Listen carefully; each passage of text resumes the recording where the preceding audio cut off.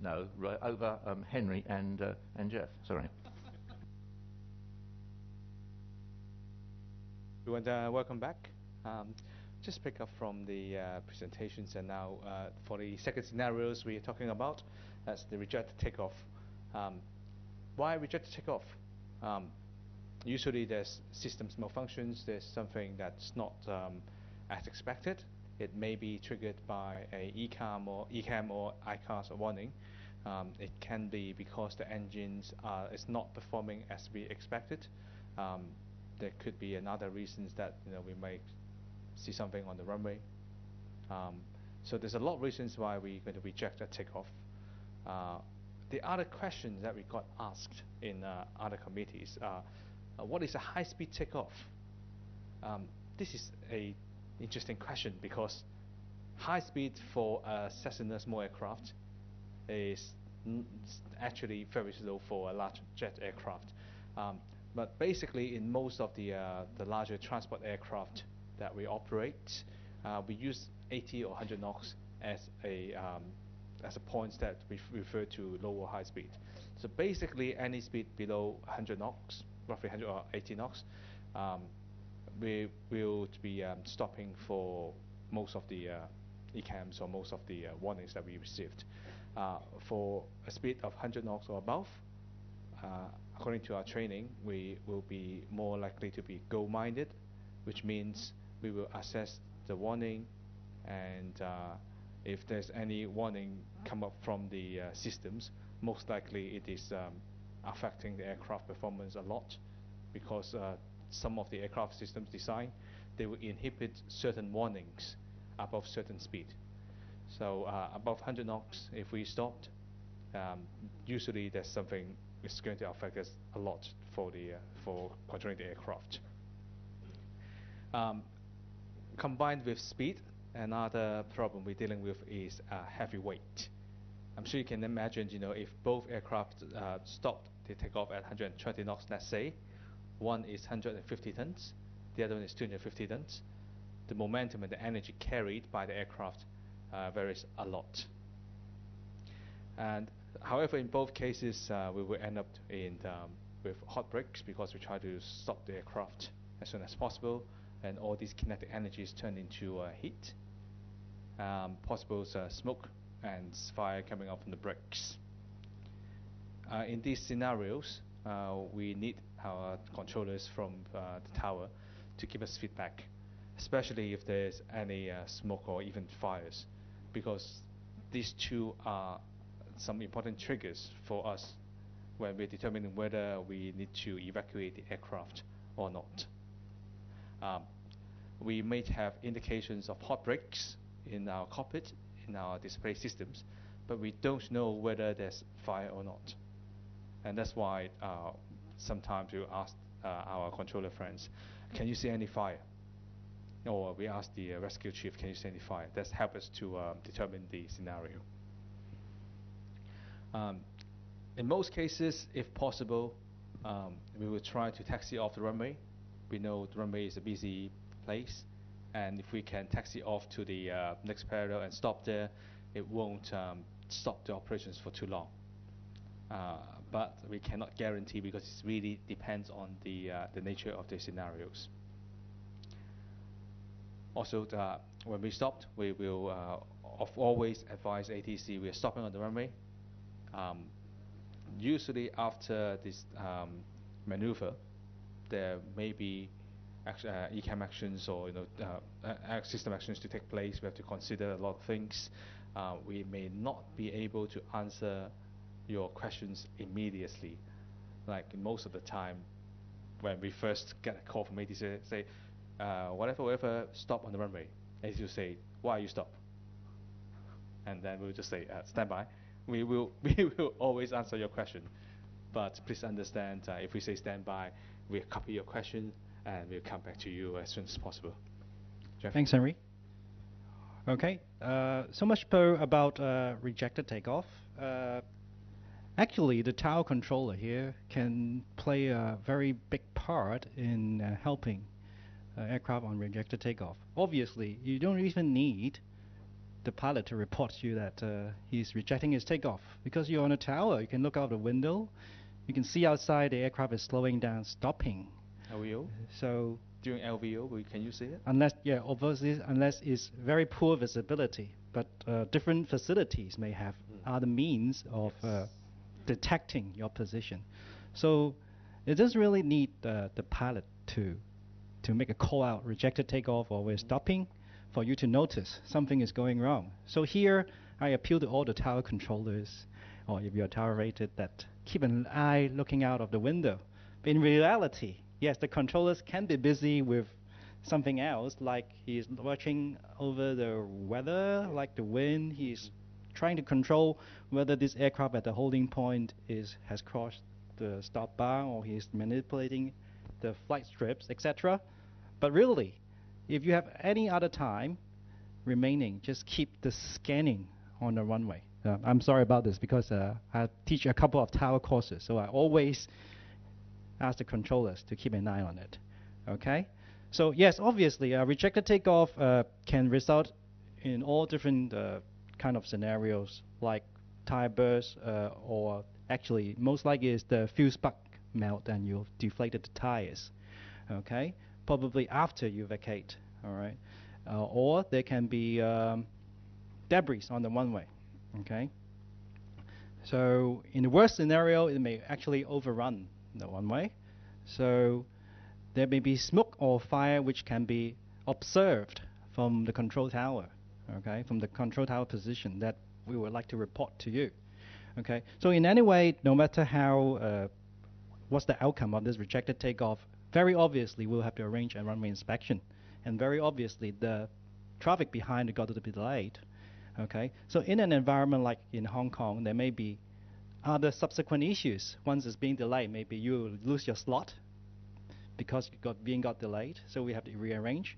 Maybe you have somebody on short final, you have to send them around because of this rejected takeoff. So all these things not necessarily directly related to this emergency, but other issues that the ATC have to take care of during this is happening. And it's happening very quickly. Over time, it's like perhaps 60 seconds of time from your takeoff run until you either leave the runway or you stop. So we have to take response very quickly. And obviously, we will alert the rescue fire unit, or we call it the firefighting unit. As you say, the response to hot break scenarios or fire, smoke, etc. Runway inspection for FOD, etc. And usually we have two scenarios observed from the tower. One is a high-speed rejected takeoff, which means, as you say, beyond 80, beyond 100 knots, close to V1. Unless, and then also, if we have seen smoke or fire, although we observe, very unlikely we will tell you, oh, your engine is on fire, or your APU on fire, or your wheels is on fire. We'd rather phrase it like, observation from a tower, it appears that your engine is on fire, or there's smoke coming out from your undercarriage, etc. So a brief description. Okay. In this case, high-speed rejected takeoff, from my perspective, is likely to return to a parking bay to resolve his problem because of the heat building up in the brakes. Maybe he need time to cool down. Maybe he need the fire service to inspect the wheels. Okay. In some cases, could be low-speed rejected takeoff, which means as soon as you apply your throttle, there's an ICAM or ECAS message coming out. You need to resolve it. So probably you will run less than half the runway length. You can exit. But still, from our observation, which I like to ask later on, there's you will normally, as we observed, you'd be able to vacate the runways. But if you attempt to take off, sometimes I've had pilots ask, we need to cool down the brakes. I believe this is to protect you against another rejected takeoff scenario. Yes, and then also depends on the aircraft type. We have limitations on brake temperature that we can take off. For example, for us on the Airbus 330 and 350, when we are starting our takeoff roll, the temperature's got to be below 300 degrees. Even with a low-speed takeoff, combined with a short turnaround of Hong Kong, it can be at 350 degrees already. So after we take off, we might have to find a place just to let the brakes cool down to below 300 so that we can start again. There's another scenario I happens to came across the other day was after he rejected takeoff, he requests to taxi along the airport instead of stopping. What's the reason for that? For taxiing around airport, it actually helps if it's taxiing along straight lines. It helps to cool down the brake rather than sitting at one spot with the parking brakes on, because with the parking brakes set on, all the brakes are basically being cramped, and it's actually hampering the cooling effect. If we are taxiing, it's also help ventilating the brakes, and it helps to cool down the temperature faster. But the key is not too many turns during the taxi. Thank you so much. So in case you come back for another attempt for takeoff, there may be further coordination need to be done, because perhaps you're on a very tight slot time. It's just happened, unfortunately, that you have a rejected takeoff. So still we have to go through the process of re-coordinating for another slot. So in the meantime, you may have to bear with us until we got everything out. Okay, thank you. So we move on to the next topic. Sure, Jeff. The next topic is unreliable airspeed. It's usually caused by the pitot-static systems malfunctions on board the aircraft, and we have erroneous airspeed or altitude information, depends on what part of the systems has the malfunction. With that case, initially we'll be flying with memory items, which means we revert to a basic power altitude setting, get the aircraft under control. Most likely we will request a altitude like 5,000 to 6,000 feet, and then flying a constant heading, so that we can carry out our checklist, troubleshoot, and if we cannot revive the system, we might have to fly with the settings in the checklist. So of course the workload becomes higher. It's easier if it's VMC, because we know roughly what's going on, and we can quickly judge, okay, these systems appear to be working, these are not. But in IMC, it's basically the same, but we just rely on the checklist.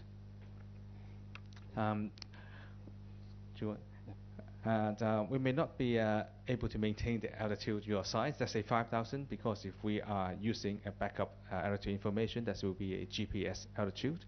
So without the current correction, it may not be the same as shown on your radar picture.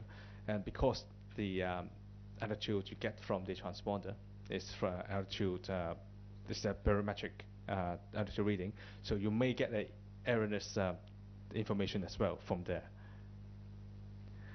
We do expect some similar support from ATC from hydraulic malfunctions we will be talking about later. Basically, we need longer vectoring, more straight lines, not drastic changes in terms of heading or altitude, and we need time to sort out the problem. Thank you. So for unreliable airspeed, or actually sensors, could be altitude, pressure, static pressure sensors. Well, this is a very difficult topic for me to, as an ATC, because the ATC only see your ground speed based on radar returns or ADS-B returns. So it's very difficult for us to second guess what speed you're doing if you have an airspeed indicating malfunction. So unless I can say, if I can compare another aircraft at the same altitude and going on the same direction, I can second guess maybe what speed you are doing. Other than that, it's very difficult for ATC to give you a speed information. So rather is I will try to, as you say, give you a clear sky you can proceed on. As you mentioned, it's very good if you can proceed in VMC. It saves us from worrying about speed and altitude. And obviously, if you are the controller handling such a situation, I would think I would naturally provide sufficient both lateral, if not vertical, because as you say, your barometer or the transponder readout may be difficult or maybe erroneous. So instead of applying vertical separation, we'll naturally apply lateral separation. And for the reason to proceed VMC, I think it's help you to set up the aircraft on a right pitch or right power setting so you can proceed. So yeah, if you can proceed in VMC, we would certainly to facilitate such a scenario. And as you say, we would consider to allow you time to comply with instructions, and vice versa, give you less hard turns, more long lines to fly, longer final, etc. And then we probably have to give you a more buffer on your airspeed because it's unreliable. Maybe you don't know your airspeed. I can only observe the ground speed. So spacing wise, I'll consider giving you extra spacing. So these are the considerations. And obviously, the last thing is this a little bit of the technical details about using the transponder mode C. In ICAO requirement, if you're a level flight, we require you to be 100 plus and minus 200 feet, and when you're climbing and descending 300 feet. And that is why, at least for me, I always be very, I'll keep asking, report your altitude, report your flight level, even in normal circumstances, because without this being verified, technically, we cannot apply vertical separation. Right, so that means that's just why we check in, we always say passing this altitude. Right, thank you. Okay, Jeff, so the next scenario, we talk about hydraulic problems. Strictly speaking, it's not just hydraulic because some aircraft are now electrics. So it's basically talking about flight control capabilities degraded. It depends on the number of systems that is not working. Most aircraft we have redundancies systems. We have 2 to 3 redundancies, and the challenges that we face depends on what is the degradations in terms of systems. Let's say if we get 3 systems, it's only one downgrade, one in ops. The chances is it might only affect a few small part of the operations, and we may be able to continue to the destination. In that sense, depends. But if 2 out of the 3 systems are out, most likely we will have a significant handling problems, and we will come back to land. After we have hydraulic problems or this kind of problems, gear may not be able to retract. If we can't retract the gear, we will be coming back to land because it's just used much more fuel than with the gear up. And also we may not be able to configure the aircraft as we wish for approach. It depends on what systems go down and what kind of flight control system that we lost as well. We may be losing the capability of extending flaps and slats, which means that we have to approach at a much higher speed. We might also lose control on some of the flight controls elements, which make us to fly the aircraft more difficult. We may not be able to turn or change heading as a usual aircraft, and the workload in the cockpit again increased significantly. After this happens, we usually need some time to assess the situations, carry out all the checklist, and we might have to do a few calculations to make sure we can land at the airport safely. As discussed during the approach, what assistance we would like to have is a longer approach, because sometimes we can configure, but because the control surface run a bit slower than usual, we need longer time to reconfigure the aircraft. We might slow down again much earlier than normal operations, and also because of the reduced in handling capability, we need more time to comply with your instructions. Also, in the contrary, sometimes we slow down early, but we actually fly a faster approach because of the configuration of the aircraft. We may be doing 160 knots, 70 knots approach. And after we landed, because if we have carried out gravity landing gear extensions, we may not be able to vacate the runway if we are landing at a higher speed. After we landed, we may miss all the high-speed taxiways. We have to stay on the runway, because if we land at a slower speed, we may be able to vacate the runway at the last high-speed taxi and vacate the runway. But if we start too fast, we may not be able to do it. And also, same with the high-speed approach, we maybe end up with hot brakes and subsequent fire hazards. Thank you, Henry. That actually, I come up with a question, just pop out of my mind. Sometimes when you have a hydraulic problem or you have a steering problem, you may actually be able to come off the one-way. Is that by nose wheel steering or by differential braking or This is any mean? basically we don't have any nose wheel steering. We actually, if we have the airspeed, we actually use the rudder deflection, and because we still got airspeed going through the tail fin, and the rudder still had a bit of effect, and it can sort of steer the aircraft slightly off the runway, and then we just go taxi off the runway, and that's why the only high-speed taxiways we can take, but we cannot guarantee. And if we felt that we didn't have enough airspeed, it's not safe, the safest option is to stay on the runway, and then we just ask a tow truck. It takes about 5 minutes if everything's ready. Generally, you need the rudder authority to get it done. Thank you.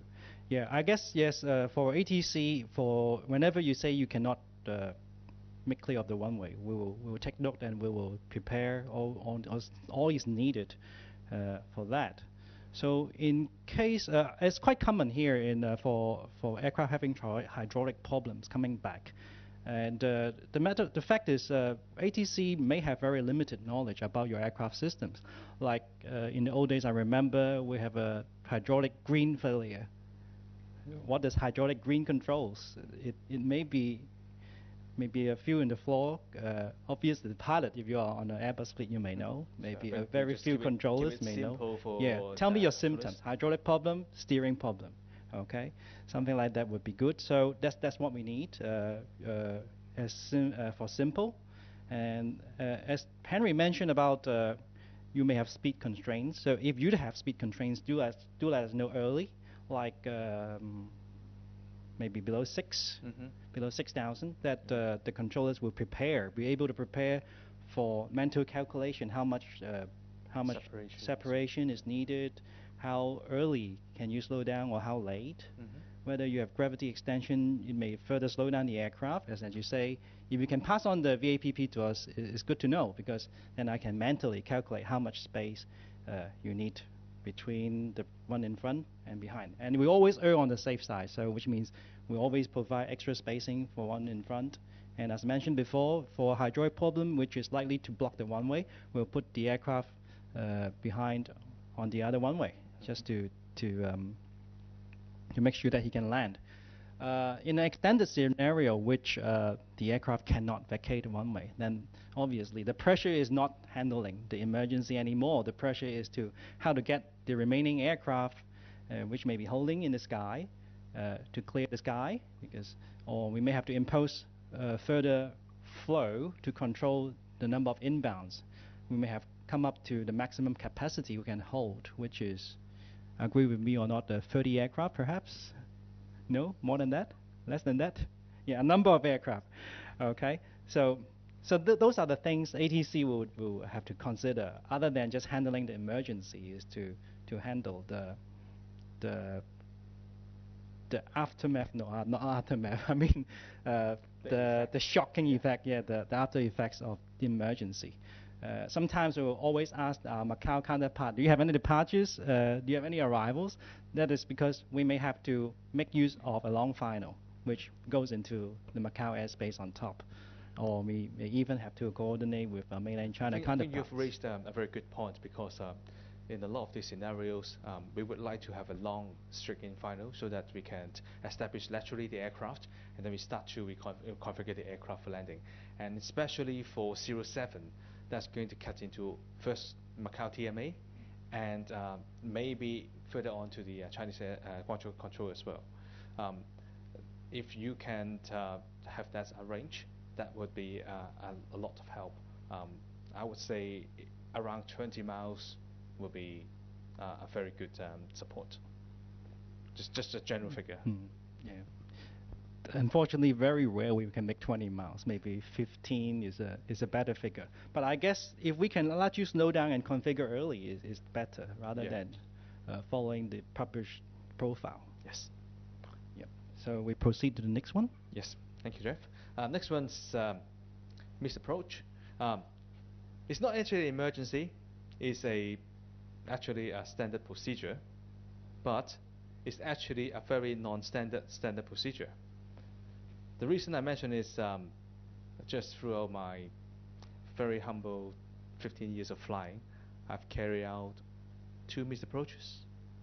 And those 2 misapproaches, luckily we were seeing that's going to happen. Therefore, we were kind of mentally prepared for the procedure. There's always a surprise factor in the misapproach procedures. Although the SOP for us is said go around flaps. Okay, that's the procedure. That's the standard speaking. Usually, you start off with an adjective before you actually saying go around flaps. That's highlight the surprise factor. And also the workload in the cockpit increased a lot as well. We're dealing with a high-powered and dynamic situations because for the maneuver itself, we are setting the engines to full thrust with a relatively light aircraft. The thrust is designed for taking off at max takeoff weight, and when you're landing, you may be 50, 60, or even 100 tons less than your takeoff weight. So you have a lot of power behind you. You're climbing rapidly up. It's not too bad in Hong Kong. The first out is 5,000 feet. Some airports, the first misapproach altitude is 1,000 feet, 2,000 feet. You'll be reaching that altitude before you know. And at the same time, when we are flying the aircraft, we are having the aircraft under control, we have to reconfigure the aircraft as well. We have to reduce the power, and then we have to retract the gears and flaps, everything. And that is happening in a very short period of time. And there's a lot of things, and the aircraft is very energetic at that point as well. And usually the workload reduced after we have cleaned up the aircraft. Once we've cleaned up the aircraft, that means gears up, we track most of the flaps, and then we have confirmed our trajectory on the misapproach, especially in Hong Kong. It's very important because of terrain around. Then our workload reduced. ATC distractions. I use distractions because most of the time when we say whatever, go around, ATC will say, copied, reason for go around. We understand you would like to find out more. It may be because we have encountered, let's say, wind shear, and you would like to advise subsequent aircraft. But please understand, we will tell you why, but may not be in the first sort of 30 seconds, or you may have to hand us over to approach control because they have to control us, and then we will advise them in the next frequency. So if it's something we think is worth for our subsequent pilots, no, we would have said basically wind shear go around. Then you would have got the reason already. Thank you, Henry. Just one question before I proceed. You mentioned you would like to wait until you have stabilized everything, clean up before you pass us the reason. At around what reference, like for say altitude, that would be it should be appropriate time to pass it on? Usually, I would say if the like in the Hong Kong scenario is about 2,000 feet. That's or 2,500. It depends, of course. I can't be set for all the aircraft type and operators because different aircraft they have different operation procedures for retracting flaps and things. I would say 2,500 to 3,000 feet. Then most of the time, or if you can see their climb rate reduced significantly from 3,000 feet down to 1,000 feet, then it means they're level up and they're clearing. Thank you, Henry. Yeah, it was quite to the contrary what we believe we have trained the controllers, because for all the trainings I went through, we asked the controllers not to disturb the pilots when they're carrying out misapproach, and only ask the question reason for go around when this is a more appropriate time. But obviously, if maybe different places or the controllers really want to know if there is something that may benefit to the traffic behind, they may actually still ask the question. But I think this, in general, we were taught not to distract the pilots during the misapproach or go around. In fact, the misapproach go around, as you say, is quite standard non-standard procedure, and there's little ATC involvement that can distract you, because all you need to do is to apply the appropriate setting, fly the standard misapproach track. And here in Hong Kong, we normally expect the aircraft to fly the standard misapproach track for separation, obviously, for both one-way departure. And if you have to go on a one-way heading for weather, do let us know early, so we will apply different separation So for with example, aircraft. There's 25 in use. There's weather to the north. So basically, once we established, we would have a radar picture to decide whether we can carry out or not. So at that point, will it be too late, or? Oh no, it's early enough. It's early enough, okay. Actually, as a controller, we always should be aware of the weather around the airport. So if there's weather patches around the misapproach path, we should be able to expect that. But if you do expect the unexpected, or it's good to know that if you can tell us, so we can apply different separation. And but also the one-way heading for weather can be technically not safe, I would say. Indeed, yes. Because it's not a standard misapproach. But everybody knows that if the departures can go on one-way heading and climb out, so why not on a misapproach? So it's like more logical thinking of it. We may have to go handle misapproach on a same one-way situation, like a south one-way. So we have a piggyback, what we call it in slang terms. So we may have to apply vertical between you and the one in front. So normal handling would be the one lower. We'll have to stop on a lower altitude, and the one higher. And a normal handling would be the misapproach, as you say, is on a light aircraft with a lot of power, so he will be climbing like a rocket. So we will have to stop the one in front instead of the one behind. Sure. And then next consideration is resequencing after your misapproach, when you'll be ready for another approach. And when we resequence, obviously, there will perhaps one more aircraft in the approach airspace. Most we have of the to time, adjust. if it's just a normal misapproach, we would like to come back as soon as possible. That's right. But there are also other occasions, like 4 or 5 successive misapproaches because of bad weather, because of wind. It's not the misapproach that caused the pressure on ATC, it's the rearrangement. Maybe you have to very quickly change your one-way. Maybe suddenly you have to bring 4 or 5 aircraft back quickly. And also there may be occasion for diversion, that which I would like to make a point at this moment, as although you've all filed for a diversion airport, there are scenarios that the airport will refuse to accept you. Most likely is the case like there's a passage of typhoon, and the crosswind may have increased to such a strength that you can't land on neither one-way, and there's a chain of aircraft waiting to come in. Or maybe we only have one way, and some reason that one-way have to be closed. So although we all planned for a diversion, while you're holding, we may ask for your latest diversion time, probably based on your diversion airport. But there may be cases that after you have considered the diversion, and through the coordination, we have figured out that there may be difficulties bringing you in that airport. So in this end, I think both ATC can be proactive if you are foreseeing that there's a diversion happening, a number of aircraft going to the same place. We have to coordinate early to ascertain number of places available, or we have to advise the crew may have to consider to go to a port further away from the planned diversion. So that's something to think about in real terms rather than just by the book. Yeah, I think Jeff highlights a really important point for us pilots. The alternates that we filed on the flight plan does not guarantee you can go there. It also depends on the day's situations.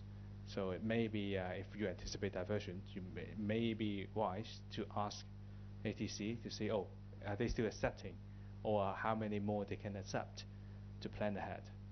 That is very important considerations, because if we start our diversion too late, or your field or nearby airports are closed, then you will be in a bit of trouble.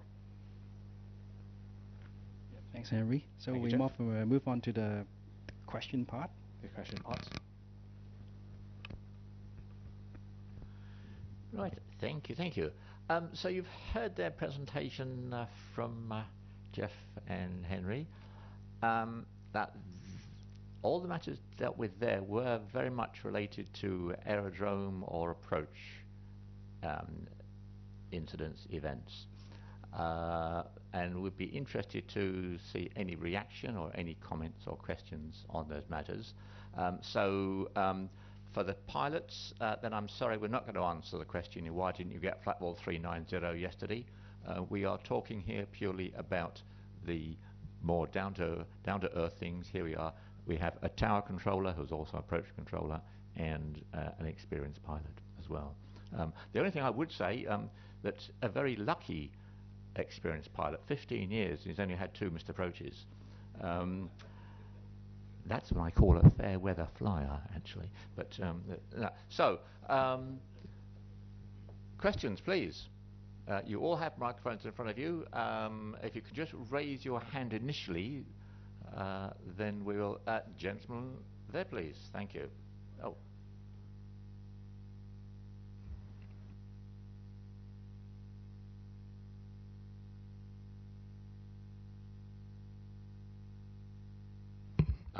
There we go.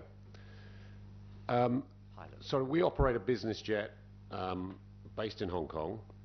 We have a brief before departure, like every pilot, and one of our briefs is for a catastrophic failure of some description, which would include something like smoke in the aircraft, which may, visibility may deteriorate very quickly. It may be very much time related. So we say typically 7 right if the conditions warrant, which a lot of the time they do. Something like a catastrophic failure or smoke in the aircraft, we're going to do a 1,500-foot visual circuit round to the left, stay within the FIR, and then request an immediate return onto 7 left. That obviously brings into confliction very quickly with arriving aircraft with a constant traffic stream. How realistic is it for us to do that briefing and to actually carry out that action? From my perspective, yes, we will facilitate as much as we can. And there's no reason why we cannot facilitate. If you are remaining in victimized Charlie, all we need to do is to send everybody around and make room for you to land. And because you have emergency, you have the highest priority. We will figure out how to deal with those went around later on. From my perspective, I might just add there, which is a difficult matter. Earlier, then Henry mentioned fly, navigate, communicate. You just mentioned in your scenario 1,500 feet of VMC, visual left circuit, then you'd tell ATC. That's going to be an interesting scenario. Just as Jeff says, yes, the tower controller is looking out the window.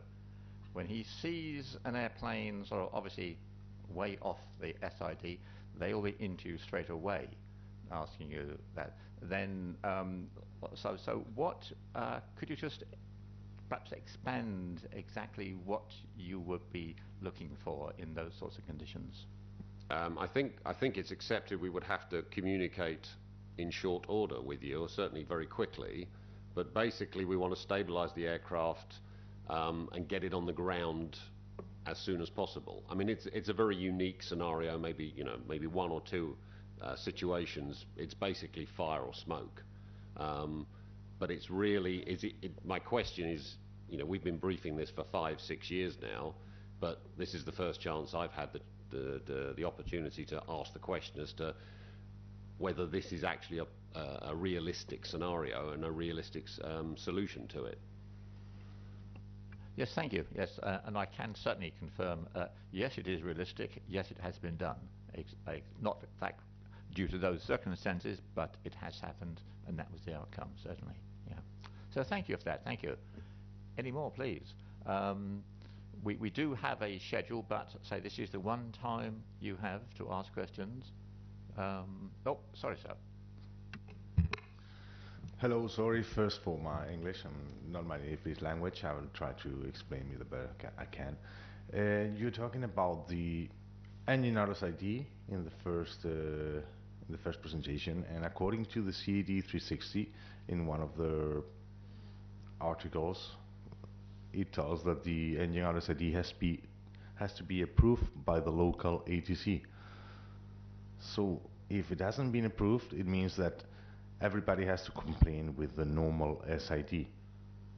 So you told that you don't know of any engine out SIDs so far, so no company in Hong Kong has any approved engine out SID from my point of view. Maybe I'm wrong. And the second question is also regarding the engine out, which is for me well, it's an emergency operation, but during the go around, what happens if suddenly while I do a go around I have an engine out? In the case of Hong Kong, for example, operating parallel runways, 07 left and right, 7 left for the approach. In case I have an engine out during my go around on 07 left, some companies, they tell the pilots to follow the engine RSID, but that will get in conflict with the parallel runway operation of takeoffs from 07 right. Can you tell something about this issue in case it would happen and the airplanes during the go around don't follow the standard go around and just go straight ahead? Thank you. Two questions here. One is why ATC doesn't know about EOSID. You're quite right that as far as I know, I don't know everything about the department, obviously. Yes, all operators have to file a EOSID to CAD, but the receiving end is not the controller working daily in the control room. So that's the reason why I say they may not be aware or know about your EOSID, how exactly it is. So we do have some idea, like the Cathay 1 or Dragon 1 on 07 right, they will make an early right turn. But it's not like I have a reference book I can flip, oh, this airline is doing this SID, not in this. I believe, correct me if I'm wrong, from the management, this document or this information is kept by the flight standards. Yeah, by the flight standards. So that's why I want to bring out the reality is, okay, you want to fly in EOSID, we can acknowledge, we understand what is going on, but we don't have the details. It's not that we don't approve or anything to do with that. It's not that way. Okay. Does the management have something to add? Okay, Jeff. Yeah, the document you refer to is for locally based carriers. So you have to provide that information to our Flight Standards Division that approves it. ATMD, the Air Traffic Management Division, is a separate division to Flight Standards. So as Jeff points out, it's almost impossible practically for a controller when we have about 120 operators plus GAVAs operating to Hong Kong that we will know specifically what your your engine output SID will be, and it's not feasible or actually a good policy to specifically know, because then we would have to update that information to controllers continuously. Obviously, as Jeff's pointed out, we have a general understanding of what is probable, and for all intensive purposes from ATC, in terms of your second question in separating, we have an expectation and we will plan based on what that general probability is.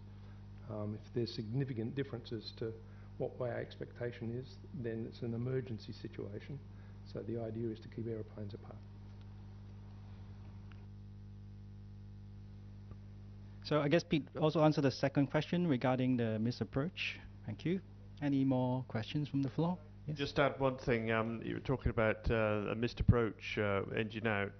Certainly from our perspective, the one that Cathay uses, it does not involve a change in track. It involves a change in engine out acceleration altitude. So we get around it that way. The departure track from 07 right, engine out SID, takes us away from both runways, step further around to the right, if you like. And the engine out missed approach, is a different accelerate from 07 left, is different acceleration altitude, which doesn't cause lateral confliction.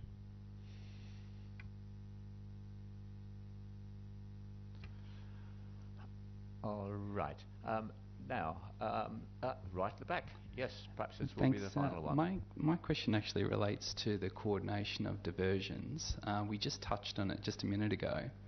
My company nominate Macau as an alternate fairly consistently when it's available. But a number of the commanders that I'd fly with have some hesitation in making considerations to divert to PRC airports. So what I'd like to understand is what's the coordination process? Because for us, there's a few things that we want to consider, and mainly it's about how much time it's going to take to be able to get that clearance and what to expect. So, for example, going into perhaps into Shenzhen or onto Guangzhou, we can expect from the missed approach something along the lines of perhaps going out through Big Col or Atena. Yeah, it's interesting enough. Before we get to the air traffic side of this, the Flight Safety Foundation and Airbus and various other people are concerned about potential scenarios, and Pearl River Delta is one of them, where we blithely put a diversion airport on our flight plan, and we say, oh well, in the event we can't get in, we'll divert to Shenzhen. And that was probably fine while Shenzhen had 5 movements a day. Now, the sort of thing that's going to stop people landing in Hong Kong are going to be something like wind shear. And that's likely to last a considerable period of time. So you're probably going to have 20 airplanes, say.